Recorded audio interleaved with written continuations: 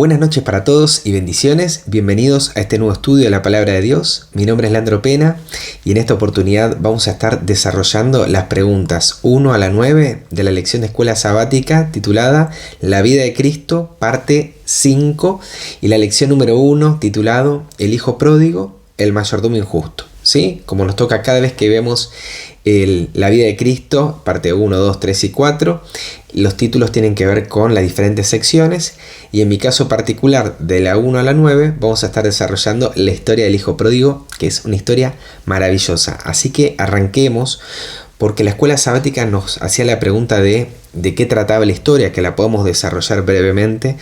Hay muchos que no la conocen, te invito a leerla. Se encuentra en Lucas capítulo 15, del 11 al 32, y trata de un padre que tiene dos hijos, donde el menor le pide la herencia que le corresponde, gasta todo ese dinero en una vida disipada, se queda sin dinero en un momento complicado, donde hay escasez, y termina pasando hambre. Incluso trabajando termina pasando hambre. Medita en esta situación, en su trabajo, recuerda su hogar y decide volver.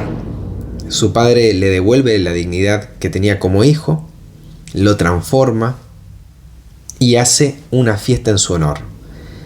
Su hermano mayor protesta ante esta situación y su padre le pide explicaciones, ¿no?, que le pueda responder acerca de esta decisión de él de aceptarlo nuevamente. Nos deja una historia abierta para meditar, muy interesante. Y la misma escuela sabática nos planteaba algunas preguntas, las primeras que tienen que ver con acerca de los personajes, que podemos identificarlos. ¿Quién es el Padre? Para arrancar, ¿no? Jesús dice en Mateo 23:9 que no debemos llamar Padre a nadie en la tierra, porque uno es vuestro Padre, el que está en los cielos, ¿sí? Y él lo va a terminar definiendo un poquito mejor en Juan 20:17, cuando dice, subo a mi Padre y a vuestro Padre, ¿sí? Jesús habla de ese Padre que está en los cielos como su Padre, y el apóstol Pablo habla de un Dios y Padre, el cual es sobre todos y por todos y en todos. Hay un solo Dios, ese es el Padre, y ese es el Padre de Jesús, y ese Padre de Jesús es también nuestro Padre. Así que la historia por lo menos nos va encaminando hacia esa dirección. ¿Quién es el hijo menor? Si uno busca la palabra griega de menor, la palabrita ahí, en el diccionario Strong, aparece como G3501 y aparece traducida como nuevo, juvenil, fresco, regenerar, joven, jovencita, ¿sí? Acá el sexo es igual. Mujeres jóvenes, menor, nuevo, o sea, es indistinto. Si estamos hablando de un hombre o una mujer, estamos hablando de que menor hace referencia a ambas.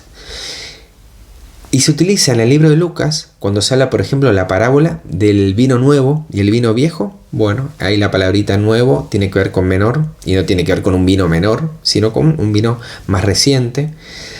En Lucas capítulo 15, la historia del hijo pródigo, y en Lucas 22:16, cuando habla de que el mayor servirá al menor, bueno, Lucas 22:16 habla de el joven, ¿sí? Entonces podemos definir acá que el hijo menor, estamos hablando de esto nuevo, ¿sí? De lo renovado, del que recién arranca. Miren qué interesante, se lo llama menor solo 2 veces en la parábola. Al principio, en Lucas 15, del 2 al 13, antes de salir con su herencia, recién ahí se lo llama menor. Pero cuando regresa, se lo llama de hijo. Ya no se habla más de hijo menor.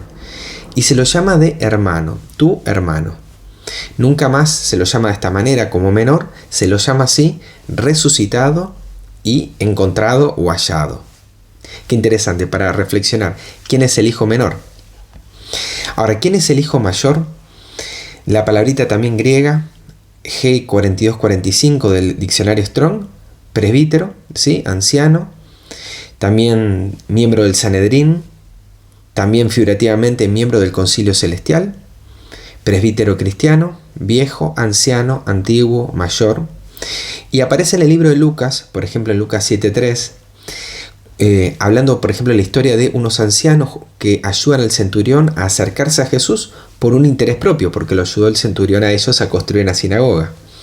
En Lucas 9:22, el Hijo del Hombre es desechado por ancianos En Lucas 20, 1 al 2, los ancianos cuestionan la autoridad de Jesús.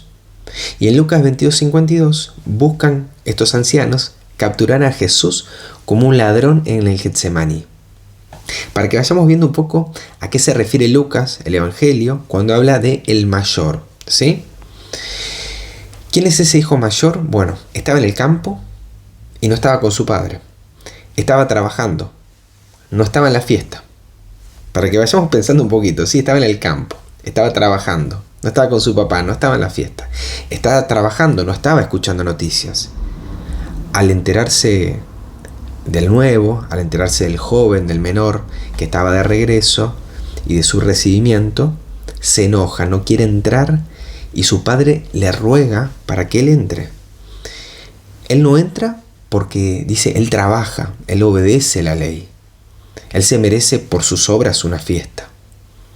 No reconoce a su hermano como hermano, sino como hijo de su padre. Es el otro, ¿sí? Y en este sentido, al no reconocerlo como su hermano, también él no se reconoce como ¿qué? Como hijo de su padre. Esto es muy interesante porque son cosas que no están en la parábola, pero que de forma tácita aparecen allí, en su lenguaje, en lo que él está presentando. Él se niega a reconocer a su hermano y se niega a reconocerse como su hijo, tanto en su filiación, en su relación con su padre, como con su hermano, así también en su herencia, porque el padre le dice, todo lo que tengo es tuyo. Ni eso lo estaba reconociendo. Él quería recibirlo por todo lo que hacía, no por ser quien es. Volvamos un poquito más atrás en la historia. ¿Qué le pide el hijo menor al padre? Bueno, él le pide todos los bienes que le corresponde, ¿sí? Pensemos, ¿qué nos corresponde a nosotros como hijos? Y sin embargo, el padre dice que repartió sus bienes. Él los junta, se va lejos a una provincia apartada y allí desperdicia esos bienes, cuenta la historia, viviendo perdidamente. Según la ley que aparece en el Antiguo Testamento, en el libro de Deuteronomio 21:17, el hijo mayor, el primogénito, heredaba el doble de lo que le correspondía, ¿sí? Como derecho de primogenitura. Es decir, el hijo lo que hace es tomar la primer parte, ¿sí? Esa parte singular y se va. Esto aparece muy bien explicado en la nota número 1 de la lección de escuela sabática. Los animo a leerla, del autor Godet, pero me gustó mucho de este segundo autor, Trench, ¿sí? Vamos a ver que no tiene que ver con ningún pionero dentista. En este caso está citando a un arzobispo anglicano, poeta, lexicógrafo e hispanista irlandés que muere en 1886, nace en 1807, contemporáneo de Elena de White.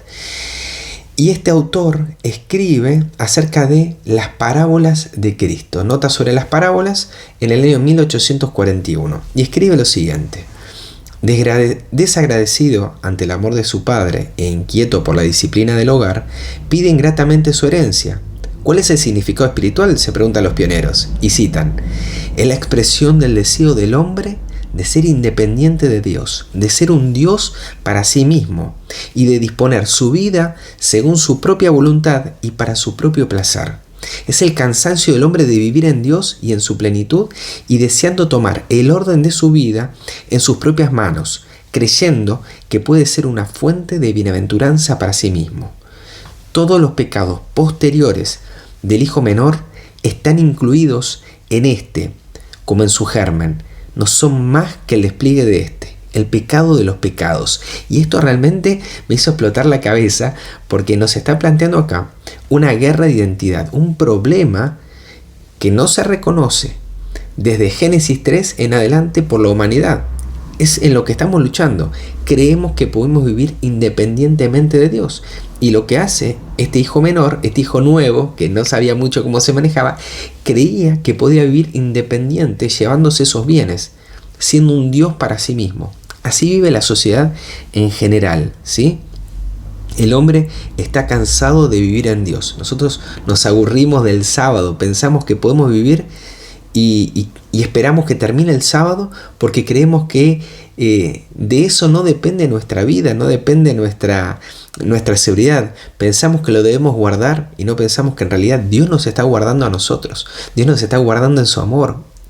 Entonces, al ver esto, ¿sí?, nos damos cuenta que como el hijo pródigo, también nosotros nos llevamos todos esos bienes pensando, como la mujer, que ese fruto era bueno. Y nos olvidamos de lo que dijo nuestro padre, que en realidad eso no es bueno. Pero nosotros creemos que ese es un mejor plan.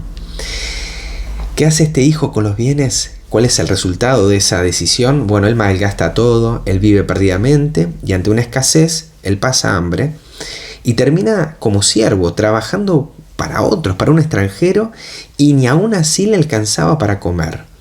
Esta hambruna está profetizada en la Biblia, ¿sí? Si vamos al libro de Amós, capítulo 8, verso 11 al 13, nos dice que va a venir una hambruna muy distinta a la que el mundo está planteando. Nada que ver de lo que está ocurriendo ahora con la guerra en Rusia, Ucrania, de que va a haber desabastecimiento, que seguramente algo de eso va a ocurrir, pero de la que no estamos pensando y de la que va a ser terrible, tiene que ver con con el oír la palabra de Jehová. Y eso es porque hay aversión a estudiar la Biblia. Queremos escuchar al hombre, no queremos escuchar a Dios. Háblanos vos, Moisés, porque si nos habla Dios nos va a destruir. Y va a llegar el momento donde la gente va a tener hambre, pero no la va a encontrar. Va a buscar y no la va a hallar, porque hemos perdido el deseo de poder encontrar a Dios y de armonizar y de ver lo que dice acá con lo que dice allá. Entonces, hasta que nosotros hoy no caigamos ante Cristo, esto va a ser una realidad en breve para varios de los que hoy están negando este estudio, se están negando a escuchar a Dios. ¿Cuál es el resultado de nuestras acciones? Nuestras acciones, por más que nosotros no lo entendamos y no lo querramos ver, son las que nos llevan a la muerte, ¿sí? Hay un camino que al hombre le parece derecho, pero el fin de ese camino es camino de muerte. No es que Dios te coloca para que vos te mueras porque elegiste ese camino. El camino ese te lleva a la muerte, ¿sí? Matará al malo, dice Salmos 34, 21, matará al malo la maldad, no Dios. Lo que lo termina matando es la maldad. La paga del pecado es muerte. No dice la paga de Dios es muerte. La paga del pecado, el fruto, la desobediencia, el consumirlo, traía muerte. No que Dios te iba a matar, era el fruto. Pero la mentira del enemigo es: vos comelo, que no te va a pasar nada. Es Dios el que te va a matar, no el fruto, no el pecado, no la desobediencia. Es Dios. ¿Y qué leemos y qué vemos ahí? Que en ningún momento Dios se manifestó de esa manera. Es el engaño del enemigo el que pervierte nuestra idea de lo que es el pecado y de lo que hace. Ahora, ¿cómo sale de esa situación este hijo pródigo? ¿Cómo sale? Dice: volviendo en sí, dijo. Él vuelve en sí. Y el volver en sí significa que él estaba lejos de sí mismo. Él vio su error, vio su condición, que era mucho peor de los que estaban en la casa de su padre. ¿Sí? Su situación de siervo era peor que los siervos de la casa de su padre. Vio el plan de su padre, vio que su pacto era mucho mejor que el suyo. Decide regresar buscando ¿qué cosa? Buscando misericordia, viendo la imposibilidad de cambiar su situación, procurando acercarse al Padre. Y todo comenzó con volver en sí. Esta es la decisión que cambia la historia. Y es esta decisión la que está atacando continuamente Satanás, de que no volvamos en sí. Nos mantiene engañados sobre nuestra condición, nos mantiene engañados sobre nuestra identidad como hijos de Dios, nos mantiene engañados sobre quién es nuestro Padre, sobre cómo es Él y sobre su plan. ¿Qué los llevó a volver en sí? Dice Romanos 2.4 que es la bondad de Dios la que te guía al arrepentimiento. Dice Jeremías 31.3 que su amor con el que nos amó es ese amor el que hace que se prolongue su misericordia para con nosotros. Es ese amor, es esa bondad. En Juan 16.8 nos dice que cuando Él venga va a convencer al mundo de pecado, de justicia y juicio. Es decir, vino a Él y Él vuelve en sí. Vino al Hijo Pródigo, el Espíritu de Dios, y Él vuelve en sí. Y es convencido de su situación. Gloria a Dios que en su bondad prolonga su misericordia y hace que volvamos en sí. ¿Cómo fue recibido el Hijo arrepentido? El Padre dice que al verlo de lejos fue movido a misericordia.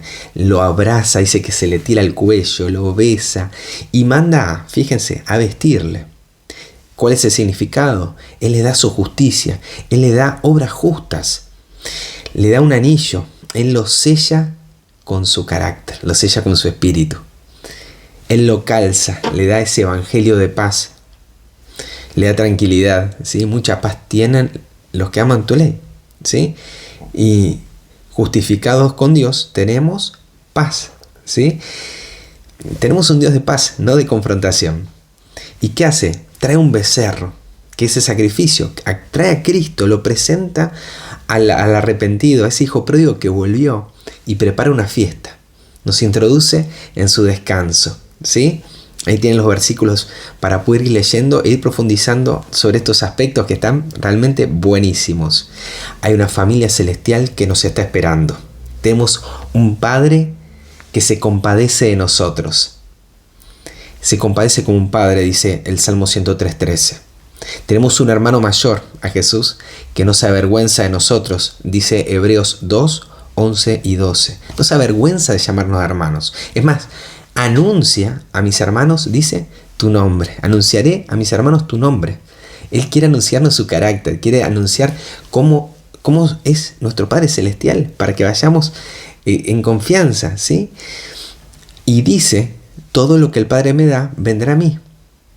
El Padre nos busca, nos trae a la casa y nos lleva a Cristo. Por eso lo que hace primero es presentar ese becerro. Y al que a mí viene, a nuestro hermano mayor no nos echa fuera. Y eso también nos deja pensando cuál es nuestra actitud como hermanos mayores en la fe. ¿Qué debiéramos hacer? Imitemos a Cristo. Ese es nuestro ejemplo de hermano mayor. Esa debiera haber sido la historia. ¿Por qué? Porque tenemos una familia que nos está esperando, una familia en los cielos, una familia que nos ama, que nos quiere.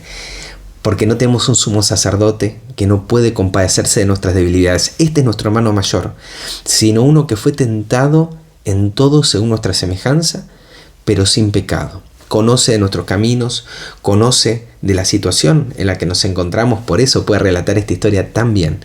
Entonces, ¿qué nos dice? Acerquémonos, pues, confiadamente al trono de la gracia. Si volvimos en sí y entendimos esto, acerquémonos confiadamente para alcanzar misericordia y hallar gracia para el oportuno socorro. Esta es la invitación que nuestro Padre Celestial y su Hijo están haciéndote en esta hora. Escucharemos su voz. Que Dios te bendiga y continuamos con el repaso de Escuela Sabática. Feliz sábado.